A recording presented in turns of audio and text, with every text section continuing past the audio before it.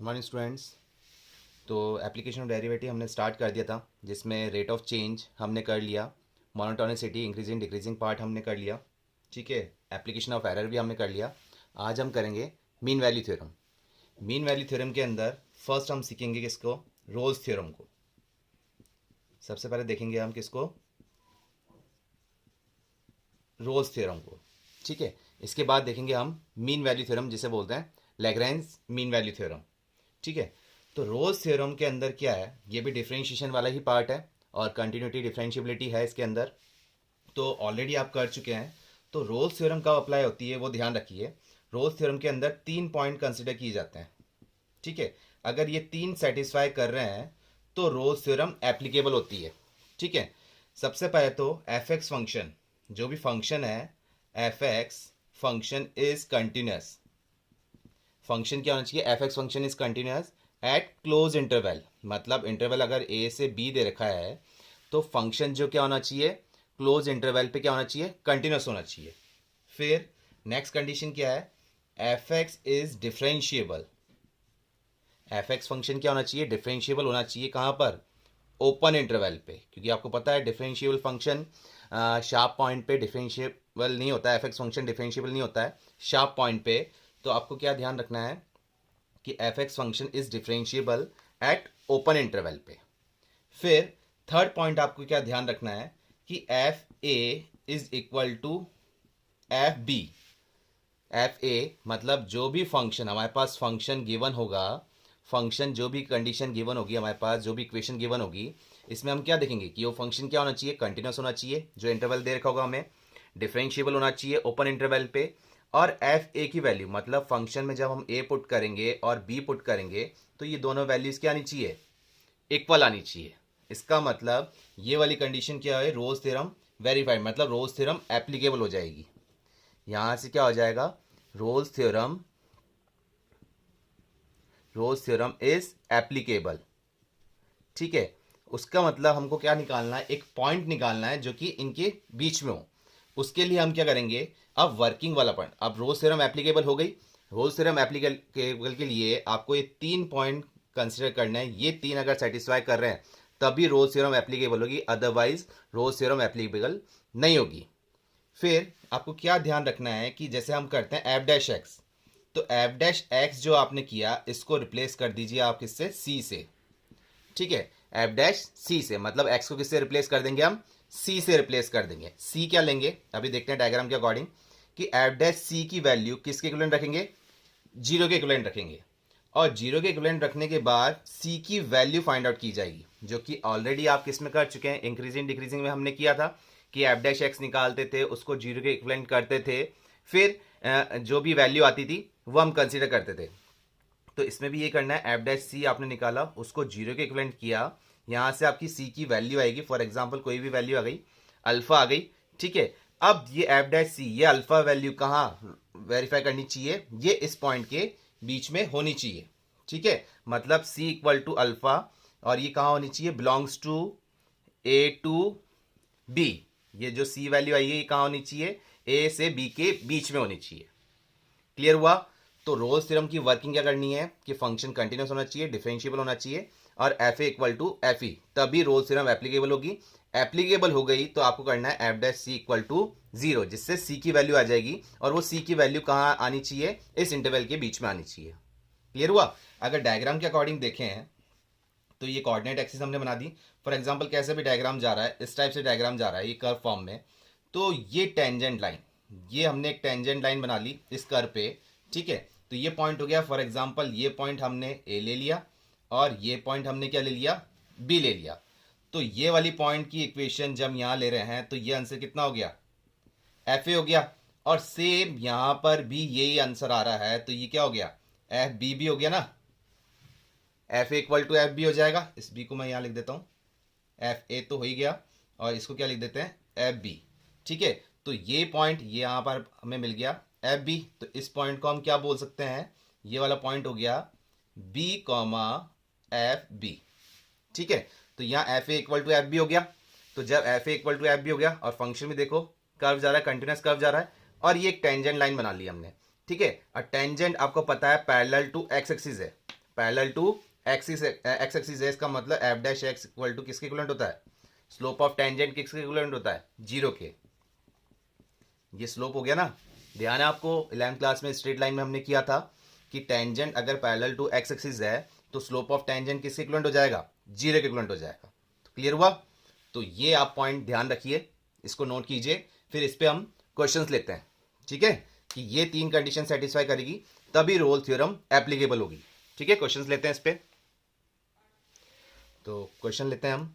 Question है verify Rolle's theorem for the function y equal to X square plus 2, जहां पर value आपको दे रखी है, a की वैल्यू दे रखी है -2 एंड b की वैल्यू दे रखी है 2। मतलब कि इंटरवल क्या हो गया हमारे पास, -2 से 2, ये इंटरवल हो गया। और रोल्स थ्योरम के लिए आपको पूछा है, वेरीफाई करने के लिए बोला है, तो आपको क्या ध्यान है, एक तो वो कंटिन्यूस होना चाहिए फंक्शन जो है हमारे पास F X equal to X square plus 2, ये कंटिन्यूस फंक्शन होना चाहिए। तो आपको पता है, आपको अब ये निकालने की जरूरत नहीं है कि ये कंटिन्यूस फंक्शन चेक कर रहे हैं हम, पहले डिफरेंशिएबल चेक कर रहे हैं। आपको पता है कि पॉलिनोमियल फंक्शन क्या होता है, कंटिन्यूस होता है, डिफरेंशिएबल होता है। लॉगरिथम फंक्शन कंटिन्यूस होता है, कांस्टेंट फंक्शन कंटिन्यूस होता है, ट्रिग्नोमेट्री फंक्शन कंटिन्यूस होते हैं। ठीक है, एक्सपोनेंशियल फंक्शन कंटिन्यूस होते हैं, डिफरेंशिएबल होता है। ठीक है, मॉडुलस फंक्शन कंटिन्यूस होता है लेकिन डिफरेंशिएबल नहीं होता, कहाँ पर, शार्प पॉइंट पे। तो ये आपको पता रहने चाहिए, जो कि हमने ऑलरेडी फंक्शंस पार्ट में और कंटिन्यूटी पार्ट में कर लिए हैं। अगर दिक्कत है तो आप पहले इसको चेक करना पड़ेगा, अदरवाइज हमारा इसको सॉल्व हो जाएगा। तो सॉल्व करते हैं। तो एफ एक्स फंक्शन क्या है, एक्स स्क्वायर प्लस 2, तो ये क्या है, हम इसको डायरेक्ट पॉइंट लिख सकते हैं कि पहला पॉइंट हमारे पास क्या है कि F x is a polynomial function. ये चाहे लिखें चाहे नहीं लिखें, आपको तो ऑब्जेक्टिव सॉल्व करना है कि पॉलिनोमियल फंक्शन है ये। ठीक है, पॉलिनोमियल फंक्शन। तो आपके पास आपने क्या लिखा कि एफ एक्स इज कंटिन्यूस, कि पॉलिनोमियल फंक्शन है। क्लियर है ना कि पॉलिनोमियल फंक्शन कंटिन्यूस होता है, अदरवाइज आपको चेक करना पड़ेगा। एफ एक्स इज कंटिन्यूस, कहाँ पर कंटिन्यूस होगा, क्लोज इंटरवल पे, मतलब के -2 से 2 पे। और डिफरेंशिएबल कहाँ होगा, शार्प पॉइंट पे। ठीक है, सॉरी, डिफरेंशिएबल कहाँ नहीं होता है, शार्प पॉइंट पे डिफरेंशिएबल नहीं होता है। तो क्या लिखेंगे इसको हम, ओपन इंटरवल पे, कि F x is differentiable eight open interval पे। तो ये दो कंडीशन तो हमारी सेटिस्फाई है कि कंटिन्यूस भी है और डिफरेंशिएबल भी है। क्लियर है। अब हमको तीसरा पॉइंट निकालना है। तीसरा पॉइंट क्या था कि F A equal to F B, ये वाला पॉइंट था कि F A equal to F B होना चाहिए। तो चेक कर लें एक बार, एफ ए मतलब कि एफ ए ये हमारे पास है और बी ये है। तो एफ ए की वैल्यू मतलब कि -2 जब हम पुट कर रहे हैं तो हमारा आंसर कितना आ रहा है, -2 का स्क्वायर 4, 4 प्लस 2 कितना आ गया, ये हमने लिख दिया -2 का स्क्वायर प्लस 2, ये हो गया हमारे पास 6। और f2 की वैल्यू भी क्या आ रही है, 2 का स्क्वायर 4 प्लस 2, ये भी कितना आ गया, 6 आ गया। तो एफ ए और एफ बी इक्वल है, मतलब कि f-2 is equal to f2। तो ये तीनों कंडीशन सेटिस्फाई कर रही है। अगर तीनों में से कोई एक भी सेटिस्फाई नहीं कर रही है तो रोल्स थ्योरम एप्लीकेबल नहीं होगा। ठीक है, तीनों कंडीशन सेटिस्फाई करेगी तभी रोल्स थ्योरम एप्लीकेबल होगा। ठीक है, देयरफॉर रोल्स थ्योरम, अब यहां हम लिख सकते हैं कि Rolle's theorem is applicable. Roles theorem applicable हो गया। तो क्या करेंगे, एप्लीकेबल हो गया तो हमको एक वैल्यू चाहिए। जैसे कि अभी आपने डायग्राम में देखा था कि इस टाइप से कर्व बन रहा है। ठीक है, और ये टेंजेंट था हमारे पास कि ये कोऑर्डिनेट एक्सिस हमने ले ली, ये पॉइंट फॉर एग्जांपल ए है, ये पॉइंट बी है। ठीक है, तो ये वाई एक्सिस पे कितना भी मिल रहा है, ये एक्सिस पे तो ए और बी पॉइंट ले लिया था हमने। तो ये F A equal to F B आ गया। ठीक है, अब टेंजेंट पॉइंट पे, ये पॉइंट ऑफ इंटरसेक्शन से यहां पर एक लाइन खींचते हैं तो ये वैल्यू क्या कहला रही है, सी कहला रही है। और ये पॉइंट क्या हो जाएगा, ये पॉइंट हो जाएगा सी कॉमा एफ सी। ठीक है, ये एफ सी वैल्यू तो आ जाएगी, लेकिन सी पॉइंट कहां लाई करना चाहिए, ए से बी के बीच में लाई करना चाहिए। तो आप एफ डैश एक्स, हम क्या करते हैं, रोल्स थ्योरम एप्लीकेबल हो गई तो हम क्या निकाला, हमने क्या निकाला, एफ डैश एक्स सॉल्व कर रहे हैं। एफ डैश एक्स कैसे निकलेंगे, डिफरेंशिएट हमको आता है, क्या हो जाएगा, ट्वाइस ऑफ एक्स। ठीक है, अब एक्स को हमने किससे रिप्लेस कर दिया, सी से। तो एक्स को रिप्लेस कर दिया सी से, तो F dash C equal to क्या लेके चलना है हमको, 0। और सी के अकॉर्डिंग ये क्या हो जाएगा, F dash C equal to twice of C. ध्यान रखिए कि ये तीनों पॉइंट सेटिस्फाई करेंगे तभी रोल्स थ्योरम एप्लीकेबल होगी। फिर आपने एफ डैश एक्स निकाला, मतलब कि एफ डैश सी, उसको जीरो के इक्विवेलेंट करना है, जिससे क्या वैल्यू निकल के आएगी, एफ डैश सी क्या है 2c, तो 2c इक्वल टू 0, तो c की वैल्यू क्या आ गई, 0 आ गई। तो इसका मतलब क्या हुआ कि रोल्स थ्योरम इज, मतलब c की वैल्यू 0 हो गई, तो आपने क्या लिखा, रोल्स थ्योरम इज वेरीफाइड, कहाँ वेरीफाइड हो रही है, एट c इक्वल टू 0, और c कहाँ बिलोंग कर रहा है, c बिलोंग कर रहा है -2 से 2 के बीच में। क्लियर हुआ। रोल्स थ्योरम में क्या करना है हमको, आया समझ में, कि फंक्शन जो होना चाहिए कंटिन्यूअस, डिफरेंशिएबल, ओपन इंटरवल पे डिफरेंशिएबल, फिर F A equal to F B, अगर ये कंडीशन है तभी रोल्स थ्योरम एप्लीकेबल होगी। और लास्ट में तो ये वर्किंग वाला पार्ट हो गया, F dash C equal to 0, मतलब एफ डैश एक्स, एक्स को रिप्लेस कर देंगे हम किससे, सी से। क्लियर हुआ, आया समझ में। अब इसी टाइप से हम कर लेते हैं mean value theorem. Next point हम क्या देख रहे हैं, Lagrange mean value theorem. Mean value theorem के अंदर क्या देखना है आपको, जैसे हमने रोल्स थ्योरम के अंदर 3 पॉइंट देखे थे, ऐसे मीन वैल्यू थ्योरम के अंदर क्या देखना है कि फंक्शन, जो भी फंक्शन है आपके पास, कि F x is continuous at close interval, मतलब ए से बी जो भी आपको दे रखे हैं वो फंक्शन क्या होना चाहिए, कंटिन्यूअस होना चाहिए क्लोज इंटरवल पे। सेकेंड पॉइंट आपको क्या ध्यान रखना है कि एफ एक्स जो फंक्शन है वो डिफरेंशिएबल होना चाहिए, ठीक है, किस पे, ओपन इंटरवल पे, क्योंकि आपको पता है शार्प पॉइंट पे डिफरेंशिएबल नहीं होता है। और थर्ड पॉइंट हमने किया था रोल्स थ्योरम के अंदर कि F A equal to F B होना चाहिए। लेकिन मीन वैल्यू थ्योरम, मतलब लैग्रेंज मीन वैल्यू थ्योरम के अंदर आपको थर्ड पॉइंट नहीं देखना, अगर ये दो कंडीशन सेटिस्फाई कर रही हैं, ठीक है, अगर ये दो कंडीशन है तो मीन वैल्यू थ्योरम, हम एमवीटी लिखते हैं, mean value theorem is applicable, ठीक है। और एप्लीकेबल हो जाती है तो आपको वर्किंग करनी है, मतलब कि एक सी की वैल्यू निकालनी है, जो कि अभी आपने रोल्स थ्योरम के अंदर भी किया था। क्या करेंगे आप इसके अंदर कि एफ डैश सी, क्या फॉर्मूला ध्यान रखेंगे, जैसे उसमें तो आपने किया था F dash C equal to 0, इसमें क्या ध्यान रखेंगे, F dash C is equal to F B minus F A, ये फॉर्मूला ध्यान रखना पड़ेगा आपको, अपॉन बी माइनस ए। यहां से एफ डैश सी की वैल्यू, मतलब कि सी की वैल्यू कैलकुलेट कर पाओगे, फॉर एग्जांपल अल्फा आ जाएगी वैल्यू, ठीक है, F dash C equal to F B minus F A upon B minus A, जहां से क्या आई, सी की वैल्यू आ गई अल्फा। और रोल्स मीन वैल्यू थ्योरम, मतलब आप क्या लिखोगे, mean value theorem is verified, कहाँ वेरीफाइड हो रही है, at C equal to alpha, और अल्फा कहाँ बिलोंग कर रहा है, वही ए से बी के बीच में। क्लियर हुआ। तो सेम था रोल्स थ्योरम, मतलब मीन वैल्यू थ्योरम क्या है, एक एक्सटेंशन पार्ट है, उसके आगे का वाला पार्ट है रोल्स थ्योरम के, ठीक है, जिसमें हमने क्या देखा कि फंक्शन कंटिन्यूअस है और डिफरेंशिएबल है, तो मीन वैल्यू थ्योरम क्या हो जाएगी, एप्लीकेबल हो जाएगी। और इसमें हम क्या कर रहे हैं कि F dash C F B minus F A upon B minus A, ये हम डिफरेंशिएट फॉर्म को इसके इक्विवेलेंट रख रहे हैं, जिससे सी की वैल्यू आएगी। और उसमें रोल्स थ्योरम में क्या आई थी, F dash C equal to 0 रखने पे हमारी सी की वैल्यू आई थी, ठीक है। फिर लास्ट में तो ये पार्ट है ही। अब ये फॉर एग्जांपल ये हमने तो एक ही वैल्यू ली है, अगर 2-3 वैल्यू निकलती है आपकी, तो आपको देखना है कौन सी वैल्यू ए और बी के बीच में आ रही है। अगर फॉर एग्जांपल 2 वैल्यू निकलती है, अल्फा भी निकल रहा है और बीटा भी निकल रहा है, तो अल्फा बीटा में से कौन सी वैल्यू ए और बी के बीच में आ रही है, वही वैल्यू आप कंसिडर करेंगे, ठीक है। जो इससे बिलो हो या इससे अबाव हो वो कंसिडर नहीं करेंगे, सिर्फ जो वैल्यू आ रही है इनके इंटरवल के बीच में वही कंसिडर करेंगे। अब अगर आपको ये देखना है कि ये सर एफ डैश, जैसे हमने देखा था कि F dash C equal to 0 Rolle's theorem में था, जिसमें हमने कहा था कि अगर एक line, tangent line parallel to X axis होती है तो स्लोप ऑफ टेंजेंट क्या होता है, 0 के इक्विवेलेंट। तो इसमें देख लेते हैं, इसमें ये आगे का पार्ट है रोल्स थ्योरम के। फॉर एग्जांपल इसका कर्व किस टाइप से बन रहा है, इस टाइप से बन रहा है, ठीक है, उसका कर्व हमने सिंपल सा बनाया था। तो अगर इसका पॉइंट, ये पॉइंट हम ले लेते हैं ए, ठीक है, और फॉर एग्जांपल ये पॉइंट हम ले लेते हैं कौन सा, बी, तो ये पॉइंट ये कितना हो जाएगा, ये एक्स एक्सिस पे तो कितना लिया ए, तो ये पॉइंट तो आपको दे रहा है कितना, एफ ए वैल्यू, ठीक है, और ये पॉइंट आपको दे रहा है फॉर एग्जाम्पल ये वाई एक्सिस पे, ये पॉइंट आपको दे देगा एफ बी वैल्यू। अगर इस पॉइंट की बात करें तो ये पॉइंट कितना हो जाएगा, बी कॉमा एफ बी, और इस पॉइंट पे बात करें तो ये पॉइंट कितना हो जाएगा, ए कॉमा एफ ए, ठीक है।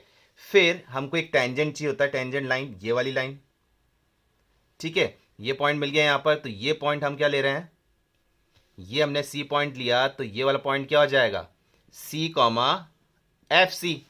तो वहां से जो slope of tangent zero equivalent ले लिया था, ये पॉइंट कैसे आ रहा है, तो ये पॉइंट भी आप ऑलरेडी कर चुके हैं किसमें, स्ट्रेट लाइन वाले टॉपिक में। कैसे किया था, फॉर एग्जांपल ये लाइन है, इससे मैं एक ये लाइन बना दूं इस टाइप से, ठीक है, ये थोड़ी लाइन इस टाइप से बनेगी, और ये लाइन जो होगी ये मान लीजिए ये इस टाइप से बना दी हमने, ठीक है। तो ये दोनों क्या है, पैरेलल है, ठीक है, ये दोनों क्या है, पैरेलल है। तो इस लाइन का स्लोप जो होगा वही किस लाइन का होगा, इस वाली लाइन का होगा। आपने ध्यान था आपको कि अगर दो लाइन है पैरेलल है तो उनका स्लोप क्या होगा, इक्वल होगा। तो स्लोप ऑफ दिस लाइन क्या हो जाएगा, y2 minus Y one. Slope आपने क्या लर्न किया था, y2 माइनस वाई वन। अगर 2 पॉइंट गिवन है 2 पॉइंट फॉर्म के according, y2 minus Y one upon x2 minus x1, ये आपने स्लोप लर्न किया था, ठीक है।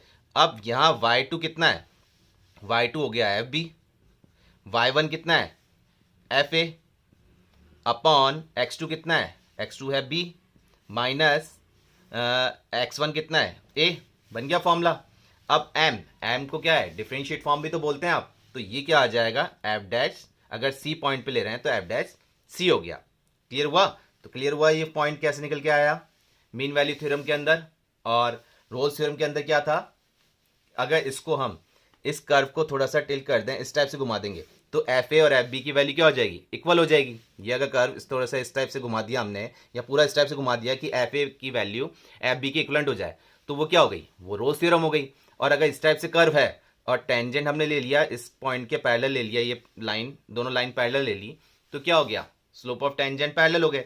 तो ये इस लाइन का स्लोप और इस लाइन का स्लोप पैरेलल हो गया। तो आपने क्या लिया, F dash C equal to F B minus F A upon B minus A ले लिया। क्लियर हुआ। तो मीन वैल्यू थ्योरम के लिए आपको ये पॉइंट कंसिडर करना है, अगर ये दो सेटिस्फाई कर रहे हैं तो मीन वैल्यू थ्योरम एप्लीकेबल हो जाएगी। मतलब कि क्या, आपको सी की वैल्यू कैसे निकालनी है, F dash C equal to F B minus F A upon B minus A करके। फिर सेम प्रोसेस है कैलकुलेशन वाला पार्ट जो आपने अभी रोल्स थ्योरम में किया था। तो इस पर भी एक क्वेश्चन ले लेते हैं, छोटा सा टॉपिक है, ठीक है। तो इसका एक क्वेश्चन ले लेते हैं। तो क्वेश्चन है हमारे पास, verify mean value theorem, MVT मतलब mean value theorem for the function F X equal to X square in the interval 2 to 4, close interval दे रखा है।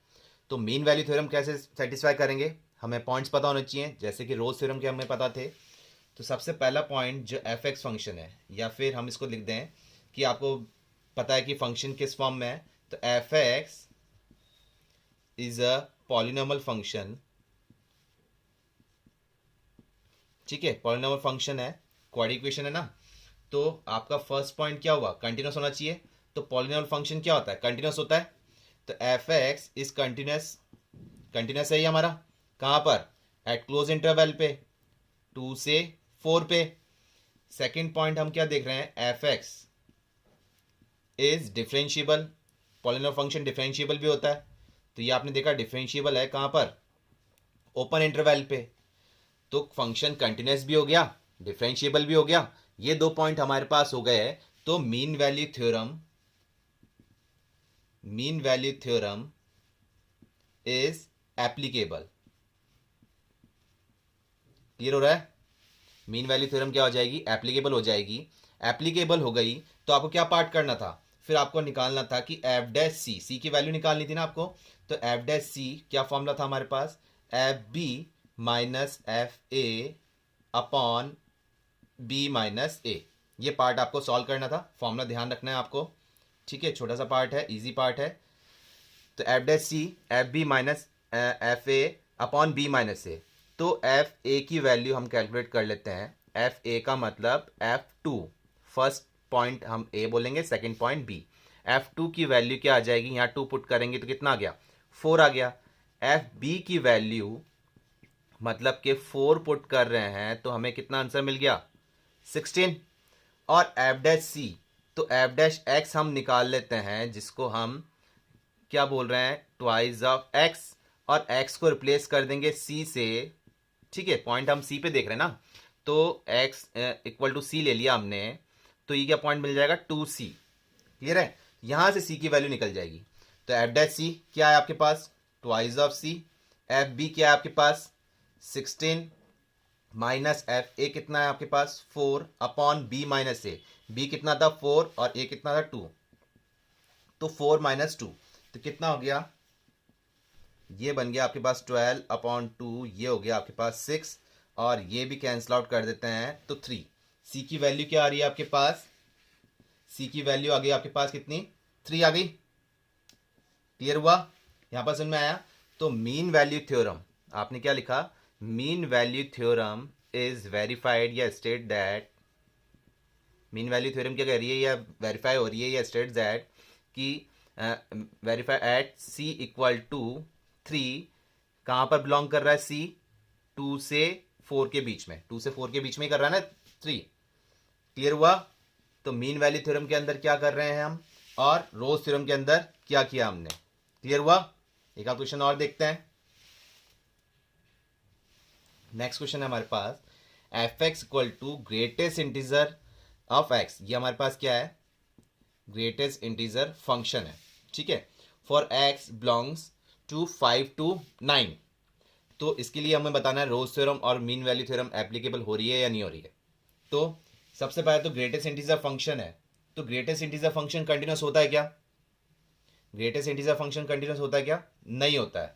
तो ये हमने क्या लिखा, F x is not continuous. क्या आपको पता है कि ये पॉइंट जो लाइन होती है ग्रेटेस्ट इंटीजर फंक्शन का ग्राफ कैसे चलता है, इस टाइप से चलता जाता है, जंप करता हुआ जाता है, ठीक है।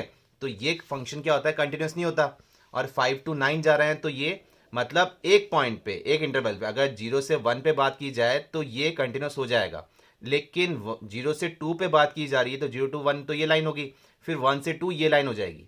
तो ग्रेटेस्ट इंटीजर फंक्शन जो होता है वो कंटिन्यूस नहीं होता है। तो F x is not continuous, not continuous at x belongs, x कहां पर बिलोंग कर रहा है, एक्स बिलोंग्स 5 to 9, ठीक है। तो ये कंटिन्यूस नहीं है, तो डिफरेंशिएबल हमको चेक करना पड़ेगा क्या, डिफरेंशिएबल चेक करना पड़ेगा क्या, नहीं करना पड़ेगा, क्योंकि जो फंक्शन कंटिन्यूस नहीं है वो कंफर्म डिफरेंशिएबल तो होगा ही नहीं है। ये हमको प्रॉपर्टी ध्यान है ना कि जो फंक्शन कंटिन्यूस है वो डिफरेंशिएबल होगा या नहीं होगा हमको चेक करना पड़ेगा, लेकिन जो फंक्शन कंटिन्यूस नहीं है वो डिफरेंशिएबल भी नहीं होगा। तो F x is not differentiable, ठीक है, एट एक्स बिलोंग्स टू, कहां पर, ये ओपन इंटरवल लेना पड़ेगा आपको, कहां पर 5 to 9 पे। क्लियर है।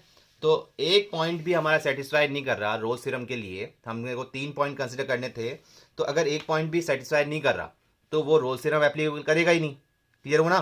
और अगर हम वैल्यू भी देखते हैं तो यहाँ क्या आ रहा है, F A equal to F B आना चाहिए, तभी रोज थ्योरम एप्लीकेबल होती है। वैसे तो देखा हमने यहीं एप्लीकेबल नहीं हो रही, लेकिन फिर भी हमने तीसरा पॉइंट निकाला, F A equal to F B, मतलब एफ ए की वैल्यू कितनी आ रही है, एफ 5 की वैल्यू कितनी होगी, 5 होगी, क्योंकि ग्रेटेस्ट इंटीजर में इंटीजर वैल्यू पुट करोगे तो इंटीजर ही आंसर देगा। और एफ 9 की वैल्यू क्या होगी, एफ 9 की वैल्यू भी क्या हो जाएगी हमारे पास, 9 ही आ जाएगी, ठीक है। तो F 5 is not equal to F9. Therefore, Rolle's theorem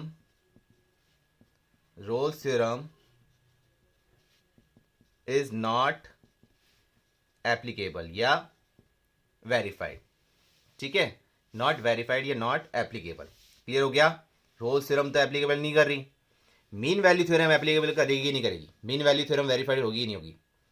तो मीन वैल्यू थ्योरम के लिए हमारे पास 2 पॉइंट थे कि कंटिन्यूस होना चाहिए और डिफरेंशिएबल होना चाहिए, तो ना तो ये कंटिन्यूस है और ना ही डिफरेंशिएबल है, तो मीन वैल्यू थ्योरम भी इसमें क्या होगी,